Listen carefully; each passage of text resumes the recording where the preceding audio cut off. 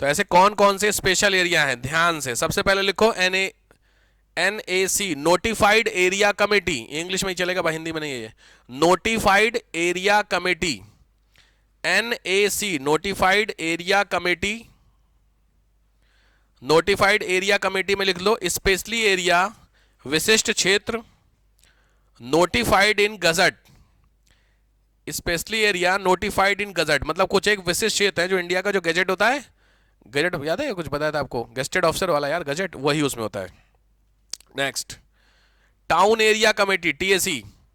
Town area, town समझते हो, जो छोटे छोटे होते हैं, आप लिख लो खाली टाउन एरिया समिति, town area committee. Next, cantt board, cantonment board, यही मैं कह रहा था आपसे, कैंटोनमेंट बोर्ड, छावनी परिषद बोलते हैं, ठीक है। कैंट एरिया का मतलब होता है कैंटोनमेंट बोर्ड, 1924 में बनाया गया था, और ये अभी इंडिया में 68 कैंटोनमेंट बोर्ड है राइट नाउ, 68, जिसमें एक एग्जांपल मैंने बताया, इसलिए आपने सुनोगे कैंट, कैंट स्टेशनों पे उतरे हो, आगरा कैंट तो सुने ही होगे, दिल्ली कैंट, तो दिल्ली कैंट आप समझा, तो वो कैंट जहां पे आप उतरेंगे तो जैसे बाहर निकलेंगे वहां पे आपको जनरली किसका एरिया मिलेगा, आर्मी का एरिया। ऐसे इंडिया में 68 है, क्लियर हो गया, ठीक। नेक्स्ट होता है port trust, port trust, port trust, पत्तन परिषद। अब आपको समझ में आ गया होगा, जो पोर्ट के आसपास का इलाका होता है वो एक आप कह सकते हो छोटा मोटा शहर होता है। आप कभी किसी बड़ी इंडस्ट्री में गए हैं, बड़ी फैक्ट्री में आपने देखी है कभी, जैसे आपने वो सुनी है जमशेदपुर में टाटा, जो टाटा फैक्ट्री है वहां पे, भिलाई की सुने हो, टाटा, राउरकेला, ये जो जगह मैं आपको वर्ड यूज कर रहा हूं, इन वर्ड्स में ऑलरेडी एक एक फैक्ट्री इंक्लूड है। जो टाटा फैक्ट्री हो, जमशेदपुर टाटा के लिए ही फेमस है, तो आप कभी मौका मिले जमशेदपुर जाने का, तो जमशेदपुर से चाहे आप ट्रेन से निकलिए, बाई रोड निकलिए या जमशेदपुर जाइए, तो जमशेदपुर पूरा शहर टाटा फैक्ट्री के चारों तरफ बसा हुआ है। मेरी बात समझ आ रही है मैं क्या बोल रहा, इसका मतलब 10-15 लाख लोग जो हैं उसमें से 90% लोग हैं वो टाटा फैक्ट्री से डायरेक्टली या इनडायरेक्टली हैं। आपको क्या लगता है एक फैक्ट्री खुलने से केवल फैक्ट्री में रहने वाले लोगों को काम मिलता है? फैक्ट्री में काम करने वालों को तो मिल ही रहा, उसके साथ आपकी घर देखिए, आपने जहाँ सोसाइटी ली है उस सोसाइटी का अगल बगल आपकी सोसाइटी पे ही डिपेंड कई लोग अपना घर चला रहे हैं, प्रेस वाले, गाड़ी साफ करने वाले, झाड़ू पोछा करने वाले हैं, ये सब कौन है, ये अपना घर चला रहे कि नहीं चला रहे, कहाँ से, जबकि आपका तो उनसे कोई मतलब नहीं है। हमारा समझ, आप रह रहे हो उस घर में लेकिन काम चल रहा है कि नहीं चल रहा, और कई बार ऐसा होता है कि आपसे ज़्यादा कमा रहे हो, ये सच्चाई बता रहा हूँ मैं आपको, काम वालियाँ जो होती हैं आपसे ज़्यादा इनकी इनकम होती है, आपको पता ही नहीं चलेगा, ये रियलिटी है, ठीक है। कभी मौका मिलेगा तो जो भी आपके यहाँ काम वाली है तो उनसे एक बार पूछना क्या हिसाब किताब है, अगर वो सीरियस होंगे तो तुमको बताएंगे क्या कमाई है उनकी, बिलीव मानना मेरी बात को। आपको अगर लग रहा है 500 गाड़ियाँ होती हैं आपकी सोसाइटी में, ऑलमोस्ट 300-400 गाड़ी कहीं नहीं गई है, हिसाब समझ में आ रहा, 500 गाड़ी का हिसाब लगाओ, 500 रुपये चल रहे हैं इसमें शायद फीस है, 500 गुणे 500 कितने हो गए, 25,000 खाली गाड़ी साफ करने के। उनकी वाइफ घर में आती है खाना बनाने के लिए, मैं घर के यहाँ क्या रेट चल रहे खाना के, 2,000 रुपये पर्सन है ना शायद, 1,500, 1,000 रुपये पर्सन है, यहाँ 2,000 है इंदिरापुरम में, जिनको मैं जानता हूँ 2,000 रुपये पर पर्सन के खाना है, उन्होंने 8 घर पकड़े हुए हैं, खाली रोटी बनानी है, सब्जी एक आध घरों बाकी रोटी बनती है। रोटी बनाने में यहाँ की औरतों को थोड़ा दिक्कत ज़्यादा होती है ना, कौन के नेल्स खराब हुए हैं, तो उन्होंने लगवा रखी है, 2,000 रुपये पर पर्सन। अब हिसाब लगाइए 3 लोग कम से कम, जनरली लड़के रखाएं, लड़के नहीं तो बच्चे जो बॉयज उन बेचारे रखे हुए हैं क्योंकि वो ऑफिस ऑफिस का सीन है। 8 घर पकड़े, 8 या 24 लोग हो गए, 25 का हिसाब लगाइए, 25 गुणे 2,000, मैं अभी इनकम बता दूँ आपको कितने हो गए, 50,000, पीछे उधर 25, उनका पति तो गाड़ी साफ करता, कोई दूसरा नहीं है, टेंशन ना लेना, 75,000। अब आते हैं बर्तन के लिए, अरे रुक जाओ रुक जाओ, डस्टिंग के लिए, डस्टिंग और झाड़ू पोछे का क्या चल रहा है एवरेज, 1,500, 2,000, 2,500, 2,000 चल रहा, मैं 2,000 का एवरेज लेके चलता हूँ, 5-6 ही घर, ज़्यादा 5 घर ही पकड़ लिए, 2,000 कितने हो गए, 10,000, 75, 10, 85,000। भाई साहब कुछ समझ में आया, कुछ कुछ। अभी हस्बैंड केवल सुबह गाड़ी साफ कर लेता, उसके बाद प्रेस, प्रेस करता है कि नहीं करता है, प्रेस भी तो है, एक कपड़े का 5 रुपया है, 5-7 रुपये चल रहे हैं यहाँ पे कपड़े का, 7 रुपये, 5 रुपये ले लो, दिन भर में कितने कपड़े, 100 कपड़े कम से कम करता होगा कि नहीं, 100 से ज़्यादा ही करता होगा, बट 100 एवरेज ले लो पर डे, आराम, परेशान ना हो ना, महीने के हिसाब नहीं, पर डे 500 रुपया, महीने के कितने हो गए, 15,000, 85, 15, 1,00,000, बोलने में कसर हमारी, 1,00,000 प्लस कपड़े का काम दिन भर नहीं करता, कहीं जॉब भी करता होगा, दिन मजदूर लोगों करते हैं चौकीदारी वाला काम, जनरली देखा चौकीदारी करते हैं, चौकीदारी के 10-12,000 मिल जाते रात के, नाइट शिफ्ट, 10,000 ज़्यादा नहीं, 10,000 जोड़ी, 1,10,000, कुछ खुल रही आंखें, हाँ, तो इसीलिए मैं आपसे कहता हूं, सोच के देखिए, लाख रुपए महीना उठा रहा बंदा ये, और कंप्लीटली टैक्स फ्री इनकम, क्योंकि सारी डील कैश में है, रहना फ्री, बिजली फ्री, क्योंकि देखा बेसमेंट में रहते हैं घर के, या फिर वो झुग्गी डाल के रहते हैं, वहां कौन सा है, कटिया लगा रखी है, कटिया समझते हैं, हाँ, वो लगा रखी है, या फिर जो जिस बिल्डिंग में रहते हैं सोसाइटी उसके बेसमेंट में रहते हैं, बेसमेंट में सब फ्री है। अब बताए सब हिल गए। तो मेरे यहाँ पे जो काम वाली आती है, उसका लड़का सेंट फ्रांसिस में पढ़ता है, बस खत्म बात। आप समझ गए हिसाब किताब। सेंट फ्रांसिस जानते हैं?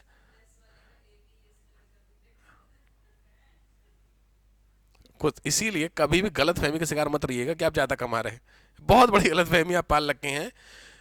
क्योंकि उसकी वो बिटिया थी, उसकी शादी थी, तो आई थी ऊपर मिठाई उठाई देने के लिए, इनविटेशन के लिए, तो मेरी वाइफ से बात हो रही थी, सोचे कह रही है ज़्यादा नहीं दीदी, 22-22 लाख के गहने दे रहे हैं हम।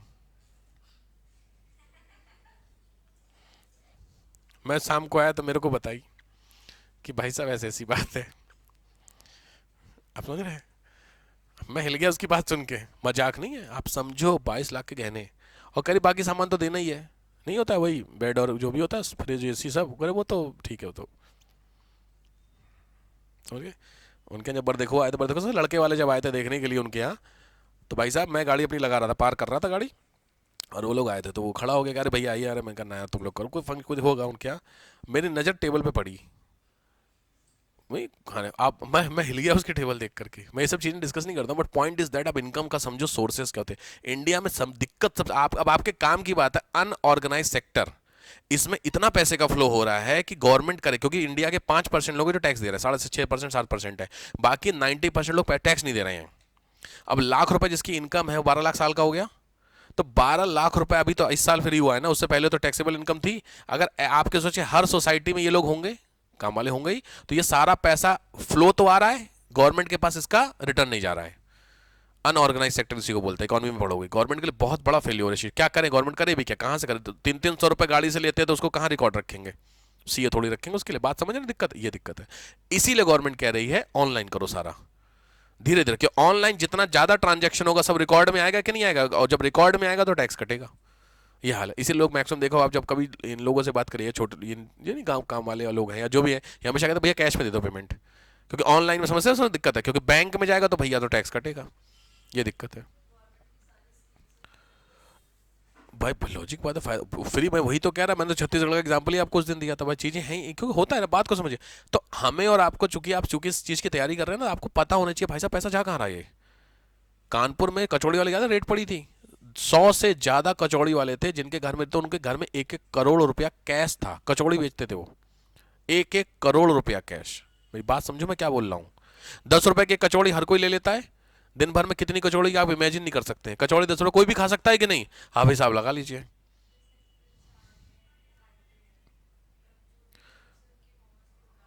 सेक्टर 4 में वसुंधरा, किसकी? डियोल क्या है? डियोर कितने की आती है? 8,000 रुपए की। समझ रहे हो भाई साहब, ज्यादा नौकरी चक्कर, या तो बनो तो डीएम, हिसाब ये हो ना, या तो बनो तो फिर डीएम, बात ही खत्म, उससे नीचे कुछ होना ही नहीं है, या फिर करो अपना बिजनेस। प्राइवेट नौकरी के चक्कर मत पड़ना, मेरा बस कह, क्योंकि प्राइवेट नौकरी में आपको आउटपुट कुछ नहीं मिलेगा। कहने के लिए आपको लग रहा है 80-90 हजार मिल रहा है, कुछ मुझे पता कहानी क्या होती है प्राइवेट, हम तो रोज के हैं यहाँ, प्राइवेट वाले बताते हैं। समझ रहे हो बात को? या तो सरकारी पकड़ लो, सरकारी में क्लास 1, सरकारी को क्लास 1 में एटलीस्ट आपको आपकी नौकरी का आउटपुट ना मिले, फैसिलिटी मिल रही है, गाड़ी बंगला मिल रहा है कि कम सुकून से जिंदगी है। आप क्लास 3 सर्विस में है गवर्नमेंट में, क्लास 3 ना तो नौकरी ढंग की है, जैसे क्लर्क, तो ना तो आपकी नौकरी ढंग से, आप रोज गाली भी सुन रहे हो और पैसा भी नहीं आ रहा है, तो चलो गाली सुनते, पैसा भी नहीं आ रहा है, बात को समझ, कहीं कुछ तो फायदा हो, कुछ नहीं हो रहा है। इसीलिए भैया, तो खैर ऑनलाइन वाले कहेंगे सर मतलब बता के बंद करें क्या फिर? तैयारी करिए, कुछ ढंग का करिए, मेरे कहने का मतलब डीएम बनिए, देखिए फिर कहने वाली बात होती है। समझ रहे हो बात को लेकर के? क्या है पढ़ना, पता नहीं एग्जाम कैंसिल ना हो जाए, है ना? नहीं नहीं, ये रिपोर्ट आई है कल परसों की रिपोर्ट है, नासा वाले भी चालू हो गए हैं, देखो उनको पता है कि इन लोगों को भरोसा कर नहीं सकते। अच्छा, कोयम्बटूर वाला नहीं पोर्शन, तमिलनाडु वाला पोर्शन, उधर साइड से बता रहे निकलने के लिए, बट मेरे को लॉजिकली अगर इंडिया जितने साइज का है तो कोयम्बटूर हो चाहे दिल्ली हो, साइज तो उतना ही है। तो वेट करते हैं, अक्टूबर तक का देखते हैं, प्री तो हो ही जाएगा आपका तब तक, फिर मेंस की बात होगी, देखते हैं कहानी, बट नहीं कुछ गवर्नमेंट करेगी, लेट्स सी। मोदी जी बढ़िया आदमी है तो कुछ करेंगे ही। क्या लिख रहे थे? फैक्ट्स बचे होंगे। पोर्ट ट्रस्ट समझ में आ गया, तो पोर्ट के आसपास के जो एरिया होते हैं वो पोर्ट ट्रस्ट कहलाते हैं। चलो अब लिखो फैक्ट्स। फैक्ट्स करा देता हूँ, 2-4 फैक्ट्स हैं बस। मैंने कमिटीज के नाम लिखा दिया था ना आपको। फैक्ट्स इससे रिलेटेड क्वेश्चन बनते हैं। फैक्ट्स हो गया था, तीनों स्तर हो गया था, ठीक है, ये भी लेवल हो गया था, ये भी हो गया था, ठीक है। वुमेन रिजर्वेशन लिख लो। वुमेन रिजर्वेशन का जो पहला क्लॉज लाए थे वो राजीव गांधी लेकर के आए थे। वुमेन रिजर्वेशन का जो पहला क्लॉज लेकर के आए थे वो राजीव गांधी लेकर के आए थे। दूसरा होता है आपका, सच तो नहीं पूछ सकता। अच्छा लिख लो, Andhra Pradesh, Andhra Pradesh dash minority reservation, अल्पसंख्यकों के लिए रिजर्वेशन है, ठीक है, minority reservation. Madhya Pradesh Bihar Uttarakhand, Madhya Pradesh Bihar Uttarakhand 50% reservation महिलाओं के लिए, 50% आरक्षण है।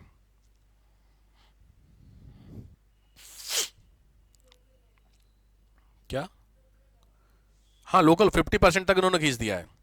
30% तो मिनिमम है ना, कम से कम 30 के ऊपर अगर देना चाहे तो दे सकते हैं महिलाओं के लिए, दिक्कत क्या है भाई? 50% तो फीमेल मानी जाती है इंडिया में, 50-50 के हिसाब है तो 50% रिजर्वेशन दीजिए, ये ऑलरेडी है यहाँ पे। ठीक है। अब देखिए क्वेश्चन आया है कि जो म्यूनिसपैलिटीज है उसका इलेक्शन का डायरेक्ट इनडायरेक्ट,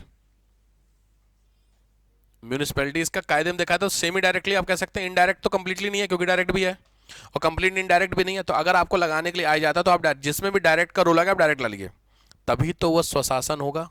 स्वराज का मतलब ही है जब हम अपने डिसीजन खुद लें और हमारे डिसीजन कोई और लेगा तो स्वराज नहीं है ना। यहाँ पे बात हो रही है स्थानीय स्वशासन, लोकल सेल्फ गवर्नमेंट। तो इसका मतलब जब भी आपसे पूछे what is the process of election for the local government, तो ऑब्वियस बात है अगर इसमें एक भी स्टेप में डायरेक्टली इलेक्शन आ गया तो आंसर हमेशा डायरेक्टली पे जाएगा। समझ गए इस बात को? उपराष्ट्रपति का इलेक्शन में हमारा आपका कोई रोल नहीं है, इसीलिए उसको उपराष्ट्रपति में इनडायरेक्ट या राष्ट्रपति में क्या बोलते हैं, इनडायरेक्ट इलेक्शन। बात समझ में आ गया? किसी भी स्टेप में अगर हमारा डायरेक्ट होता तो होता। चलो 1/3 हो गया। महिलाओं के लिए आरक्षण पूछा हुआ, 5 साल का टेन्योर पूछा हुआ है, कई बार आ चुका है ये क्वेश्चन। नेक्स्ट है आपका, ठीक है, अर्बन हो गया, 90% हो गया, रिजर्वेशन हो गया, 2500 हो गया। अच्छा ये सब्जेक्ट मैं कह रहा हूँ बार बार जरा सब्जेक्ट को कवर करना, सब्जेक्ट कंफ्यूजन करता है किसी को लेकर के। यार एक क्वेश्चन और था मुझे याद आ रहा है, इसमें बताना था आप लोगों को। हाँ वही मैं कह रहा हूँ, मैंने आपको बताया था जहाँ 20 लाख से ज़्यादा की आबादी वहाँ पे 3 लेवल का होता है, कुछ याद है? बाकी कुछ एक इंडिया में है जहाँ पर सिंगल सिंगल स्टैंडर्ड, वो लिखा देता हूँ, इधर लिखो सिंगल, लिख लो single double and triple, single level double level and triple level, single स्तर पे, द्वि स्तर पर और ट्रिपल लेवल पे।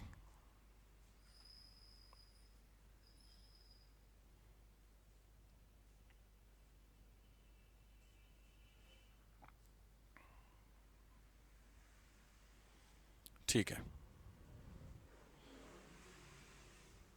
आज यूपी का बजट आ रहा है क्या? हाँ आज बजट है। यूपी में छात्राओं को फ्री स्कूटी, अच्छा ओके, स्कूटी फ्री होगी आपको, मिलेगी अब आपको। आप लोग खुश ना हो, इस छात्राओं का आप छात्राएं हैं लेकिन आप ना रजिस्टर्ड छात्राएं नहीं है, रजिस्टर्ड स्कूल की छात्राओं को, ठीक है। तो आज बजट आ रहा है, चलो बजाते हैं वित्त मंत्री का, आज काफ़ी कुछ आ रहा है न्यूज़। यूपी बजट है, यूपी पीसीएस अगर आप देने जा रहे हैं तो घर पे जा करके आज शाम को न्यूज़ जरूर देख लीजिएगा, यूपी बजट की डेटा, ठीक है, बहुत काम का है, खास करके कल का पेपर, क्योंकि यूपी बजट कल आ जाएगा, ठीक है। तो थोड़ा ध्यान से जिनको यूपी देना है इस बार लिखो, सिंगल में लिखो केरल, जम्मू कश्मीर, त्रिपुरा, मणिपुर और सिक्किम। फटाफट, केरल, जे&के, त्रिपुरा, मणिपुर, सिक्किम, ये सिंगल है, हो गया। दूसरा असम, उड़ीसा, एमपी, कर्नाटक, हरियाणा, असम, उड़ीसा, एमपी,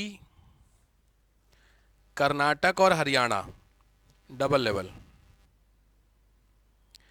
3 स्तर में यूपी, बिहार, महाराष्ट्र, यूपी, बिहार, महाराष्ट्र, आंध्र प्रदेश, हिमाचल, पंजाब,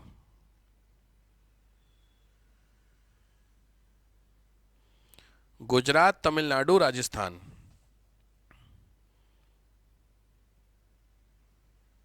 छूटा तो नहीं? रिपीट कर देते। यूपी, बिहार, महाराष्ट्र, आंध्र प्रदेश, हिमाचल, पंजाब, गुजरात, तमिलनाडु, राजस्थान। तो मेन आपके 3 लेवल के। एक और ध्यान रखना, एकमात्र स्टेट है जहां पे 4 लेवल है, उसका नाम है west Bengal. West Bengal 4 level का है। तो जो चौथा वाला है उसका नाम क्या होता है? तो लॉजिक बात है, ध्यान रखना। इसमें जो आपने नगर, ये ब्लॉक समिति है, ब्लॉक समिति और नगर पालिका के बीच में एक आता है, तभी तो 4 लेवल हुआ। तो बीच वाले का नाम है आंचलिक परिषद। लिख लीजिए, स्पेशली वेस्ट बंगाल के लिए बता रहा हूं। आंचलिक परिषद,